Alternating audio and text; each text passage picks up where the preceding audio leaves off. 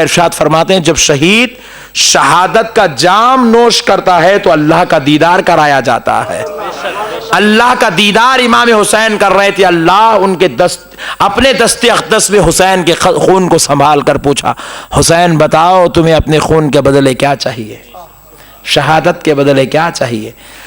کہا مولا مجھے تیرے رب ہونے کی قسم میرے لیے کچھ نہیں چاہیے, میری بیوی شہر بانو کے لیے کچھ نہیں چاہیے, بہن زینب کے لیے کچھ نہیں چاہیے, بیٹے علی اصغر و علی اکبر کے لیے کچھ نہیں چاہیے, ان کے لیے نہ دنیا نہ آخرت کچھ نہیں مانگتا. اے اللہ اگر تو دینا ہی چاہتا ہے تو میرے نانا کے دین کو قیامت تک کے لیے زندگی دے دے.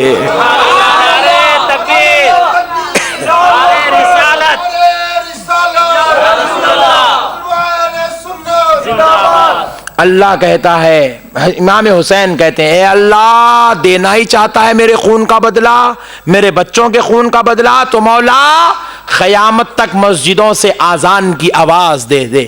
اے اللہ دینا ہی چاہتا ہے تلاوت قرآن کو زندگی دے دے. اے اللہ دینا ہی چاہتا ہے اسلام کو زندگی دے دے. اے اللہ دینا ہی چاہتا ہے ایمان کی حفاظت دے دے. اے اللہ دینا ہی چاہتا ہے قیامت تک آنے والی عورتوں کے سروں کو پردہ دے دے. اے اللہ دینا ہی چاہتا ہے میرے نانا کی شریعت کو زندگی دے دے. مولا نے کہا لے حسین تیرے خون کے خطروں کے بدلے میں اسلام کو زندگی بھی دیتا ہوں, قرآن کو تلاوت بھی دیتا ہوں, مسجدوں کو اذان بھی دیتا ہوں, ممبروں کو قرأت کلام پاک دیتا ہوں, محرابوں کو خطبے دیتا ہوں, مسجدوں کو امام مصلی دیتا ہوں. اے حسین لے تیری شہادت کے بدلے مسلمان عورتوں کو پردہ اور گوشہ بھی عطا کر دیتا ہوں. یہ اسی حسین کی قربانی کا صدقہ ہے کہ آج آپ اور ہم مسلمان نظر آ رہے ہیں. امام حسین رضی اللہ تعالیٰ عنہ اگر اس وقت خاموش ہو جاتے, یزید سے ہاتھ ملا لیتے. خدا کی قسم یزید کون تھا؟ صحابہ اکرام اپنی پوری لائف میں پہلی مرتبہ کسی داڑھی کٹے کو دیکھے تو وہ یزید کو دیکھے. صحابہ اکرام اپنی پوری لائف میں کسی بے نمازی کو دیکھے تو یزید کو دیکھے. صحابہ اکرام اپنی پوری لائف میں مجرا کرنے والے, عورتوں کو نچانے والے, عورتوں کے ساتھ گندے کام کرنے والوں کو دیکھے تو یزید کو دیکھے. ننگی عورتوں کو نچاتا تھا, مجرے کرتا تھا یزید, اتنا گندا انسان تھا یزید. اگر امام حسین شہادت نہیں پاتے اور اگر ہاتھ ملا لیتے, خدا کی قسم آج اسلام نظر نہیں آتا تھا. حسین نے کہا میں شہادت پاؤں گا اور اسلام کو بچاؤں گا, کیونکہ یزید کے لشکر میں 22,000 فوج تھی. کتنی تھی بولیے؟ اس کے والد بزرگوار حضرت سیدنا امام حضرت سیدنا امیر معاویہ رضی اللہ تعالیٰ عنہ کی جو فوج تھی, وہ فوج کو پورا یزید کنٹرول کر چکا تھا اپنے ظلم کے ذریعے سے, اور وہی فوج کو امام حسین کے لیے کوفہ کے کربلا کے میدان میں بھیجا. ادھر 72 جوان اور ادھر 22,000 کا لشکر ہے. میرے پیارے بھائی ظلم کی انتہا تو یہ ہے کہ جب امام حسین کو شہید کیا گیا اور پھر سارے 72 لوگوں کو شہید کیا گیا تو ان کے سروں کو نیزوں پہ خنجروں پہ رکھ کے لے جایا گیا. پورے 72 لوگوں کے سروں کو یزید کے دربار میں.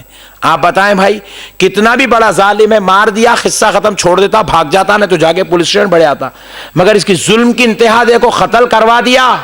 اور کربلا سے لے کے یزید جہاں بیٹھا تھا وہاں جانے کے لیے شمر کو ابن زیاد کو 8 دن کا وقت لگا, تو 8 دن تک سر امام حسین کا سر اقدس نیزے پر تھا.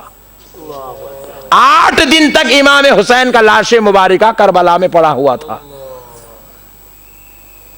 اتنی بڑی ظلم ہوئی, اتنی بڑی زیادتی ہوئی. اس لیے میرے بھائیوں, اللہ اور اس کے رسول کا واسطہ, یہ ظالموں سے ہم کبھی نعوذ باللہ اتحاد کی بات نہیں کر سکتے. ان کو کبھی اپنا بھائی اپنا دوست نہیں کہہ سکتے جو یزید کہلاتے ہیں. میں ایک بات ہر آدمی سے کہتا ہوں کہ بھائی اگر آپ کو یزید سے اتنی محبت ہے, اتنا پیار ہے, اتنا چاہتے ہیں, یزید کو رحمت اللہ علیہ کہہ رہے ہیں, کوئی بول رہے ہیں یزید جنتی ہے, تو میں ایک مشورہ دیا, میں بولا بھائی اپنے بچے کا نام یزید رکھ لے. نہیں, اتنی محبت ہے تو شیطان رکھ لے, نام یزید رکھ لے بھائی. تو بہرحال میرے بھائیوں, یہ کربلا کا واقعہ بہت ہی زیادہ گمبھیر ہے. ایک شخص کا اقامت پہ بیٹھ رہے تو لوگوں کا اعتراض ہے کیوں؟ جی اچھا، ابھی عرض کرتے ہیں. ماشاءاللہ آج پورے مسئلے حل کر لیں گے مل صاحب. تو میں جانا نہیں چاہ رہا ہوں وہ کربلا کی ٹاپک پر، کیونکہ وہ اتنی دل آفرین ٹاپک ہے، اس کے لیے کلیجہ چاہیے. بس میرے بھائی، وہ ہمارے حسین ہیں، وہ ہمارے سردار ہیں، وہ ہمارے آقا ہیں، ان کے لیے ہماری جان حاضر ہے. 1 مہینے کے بعد تدفین ہوئی کربلا میں امام حسین کی. اجی اس سے بڑی قربانی بھی اور کیا ہو سکتی ہے؟ جسم کربلا میں ہے، سر اقدس مدینے میں آرام کر رہا ہے. اس سے بڑا ظلم اور کیا ہوگا بولو آپ؟ جسم اقدس کربلا میں ہے، سر اقدس سیدہ فاطمہ الزہرا کے بازو جنت البقیع میں ہے. بہت بڑا ظلم ہوا، خدا کی قسم ایسا ظلم کائنات میں کسی کے ساتھ نہیں ہوا. 8 دن تک نیزے پہ سر کو رکھا گیا. ابن زیاد کا ایک واقعہ ہے. ابن زیاد کی بیوی اہل بیت کی عاشق تھی. ابن زیاد جو ہے امام حسین کا سر اٹھا کر لے جا رہا تھا. رات میں رستے میں اس کا گھر آیا تو لے جا کے یزید کے پاس جانے سے پہلے اپنے گھر کو گیا، جا کے ذرا نہا دھو کے اچھے کپڑے پہن کے جاؤں گا، کیونکہ یزید اعلان کیا تھا جو حسین کا سر لائیں گے میں اس کو گورنر بناؤں گا. تو ابھی نے سوچا اب میں رات میں گھر میں رہ جاؤں گا، صبح جاؤں گا کیونکہ مجھے گورنر کی سیٹ ملنے والی ہے.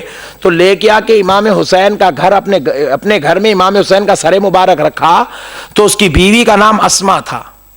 وہ کہتی ہیں میں نے دیکھا خدا کی قسم رات کے اندھیرے میں امام حسین کے سر اقدس کی برکت سے میرا گھر نور کے مانند چمکنے لگا. اور میں چاہتی تھی کہ اس سر اقدس کو دھوؤں. تو میں نے دھونے کے لیے جب اس کو ہاتھ لگانا چاہا تو مجھے خیال آیا کہ میں غیر محرم ہوں، اس مقدس سر کو کیسے ہاتھ لگاؤں. اللہ اللہ. ابن زیاد کی بیوی کہتی ہے میں غیر محرم ہوں، اس مقدس ذات کو ہاتھ کیسے لگاؤں.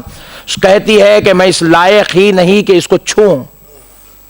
تو امام حسین کے سر اقدس سے آواز آتی ہے اس کے بدلے میدان محشر میں تجھے نجات مل جائے گی.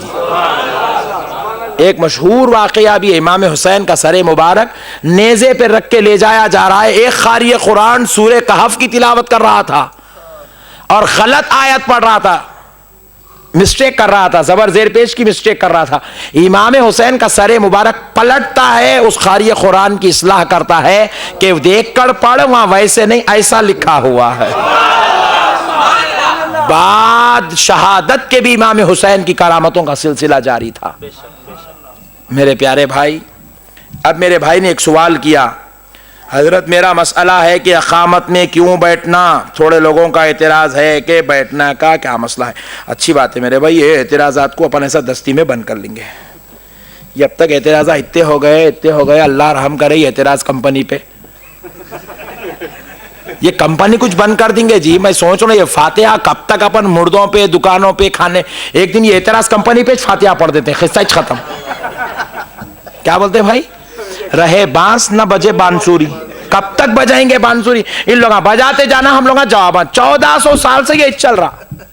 اب بس بھائی تھک گئی طبیعت، اب بہت ہو گئے اعتراض. لیکن اب یہ آخری اعتراض کیا جاز کیا فاتحہ صبح کے اوپر. دیکھو میرے بھائی، اصل مسئلہ کیا تھا سمجھنا ہے تو ایمان بہت ہی آسان ہے، اسلام بہت آسان ہے، شریعت بہت آسان ہے سمجھنے والے کا. نہیں سمجھا اس کو سمندر میں لے کے جا کے ڈوبائے بھی تو اس کو سمجھ میں نہیں آتا. نہیں بھائی، رسول اللہ صلی اللہ علیہ وسلم کی عادت کریمہ تھی. میرے آقا رحمت للعالمین صلی اللہ علیہ وسلم کیا کرتے تھے کہ میرے آقا کا حجرے مبارکہ کا دروازہ مسجد میں کھلتا تھا. بائیں طرف تھا، یہ ممبر ہے ادھر طرف میرے آقا کا روضہ مبارک تھا ادھر طرف. تو میرے آقا رحمت للعالمین صلی اللہ علیہ وسلم مسجد میں صحابہ اکرام جمع ہوتے تو اقامت ہوتی تھی. حضرت بلال کہتے تھے اللہ اکبر اللہ اکبر. سرکار بیٹھ کے سنتے تھے، سرکار جواب دیتے اللہ اکبر اللہ اکبر. حضرت بلال کہتے تھے اشہد ان لا الہ الا اللہ. میرے سرکار فرماتے تھے اشہد ان لا الہ الا اللہ. حضرت بلال کہتے تھے اقامت میں اشہد ان محمد رسول اللہ. سرکار سنتے تھے اقامت میں اشہد ان محمد رسول اللہ، سن کے اشہد انی محمد رسول اللہ کہتے سرکار. میرے آقا جواب دیتے تھے. اب بلال کہتے تھے حی علی الصلاۃ، آؤ کامیابی کی طرف. یہ سنتے ہی میرے سرکار اٹھ جاتے تھے. مطلب کیا؟ آؤ کامیابی کی طرف، آؤ نماز کی طرف، آؤ نا. جیسے ہی سنتے میرے سرکار اٹھ کے کھڑے ہوتے تھے میرے سرکار. ابھی دوسرا حی علی الصلاۃ ہوتا ہی تھا، حجرے میں دروازہ مسجد میں کھل رہا ہے، سرکار دروازہ کھول کے مسجد میں آ جاتے تھے. اب کسی کی ماں نے ایسا بیٹا اس زمانے میں نہیں جنا تھا کہ کائنات کا بادشاہ کھڑا ہو اور کوئی بیٹھا رہے. ایسا نہیں ہوتا تھا. سرکار کو جیسے ہی دیکھے دروازہ کھل رہا ہے، پورے صحابہ اٹھ کے کھڑے ہوتے تھے اور سرکار دروازہ حی علی الصلاۃ پہ کھولتے تھے. سرکار کو دیکھتے کہ صحابہ اٹھ کے کھڑے ہوتے تھے. یہ ایک طریقہ تھا. دوسرا طریقہ کیا تھا؟ میرے آقا صلی اللہ علیہ وسلم بعض مرتبہ کہیں باہر کام سے گئے ہوئے تو باہر سے آتے تھے مسجد کو. اب یہ مسجد ہے، میرے آقا ادھر سے انٹر ہو رہے ہیں. جیسے ہی میرے سرکار جو صف میں جاتے رہتے تھے، صحابہ اکرام دیکھ کے اٹھتے چلے آتے تھے. تو اقامت میں کھڑے ہونے کے دو طریقے ہیں. امام کو چاہیے کہ وہ میرے آقا کی سنت پہ عمل کر کے اشہد ان محمد رسول اللہ تک بیٹھا رہے، یہ سنت ہے. امام حی علی الصلاۃ پہ اٹھے، یہ میرے آقا کی سنت ہے، کیونکہ میرے آقا امام تھے. امام کو دیکھ کر تمام مصلی اٹھ جائے، یہ صحابہ کی سنت ہے.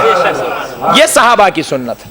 پہلے امام کا کام ہے سرکار کی سنت پہ عمل کرنا، اور مصلیوں کا کام ہے صحابہ کی سنت پہ عمل کرنا. تو اس میں صحابہ کی سنت کا بھی عمل ہوگا، سرکار کی سنت کا بھی ثواب مصلیوں کو مل جائے گا. اب امام صاحب باہر سے آ رہے ہیں تو امام صاحب کو چاہیے کہ جائیں مصلی پہ آپ بیٹھ جائیں. سرکار جیسے اب تو امام صاحب کا گھر تو یہاں نہیں ہے نا بھائی، امام صاحب مصلی پہ، تو امام صاحب کو کیا چاہیے؟ سرکار اپنے حجرے میں کب اٹھتے تھے؟ حی علی الصلاۃ پہ. تو امام صاحب کو چاہیے اپنے مصلی سے حی علی الصلاۃ پہ اٹھے. نہیں بھائی، سرکار کی سنت پہ عمل کرنا.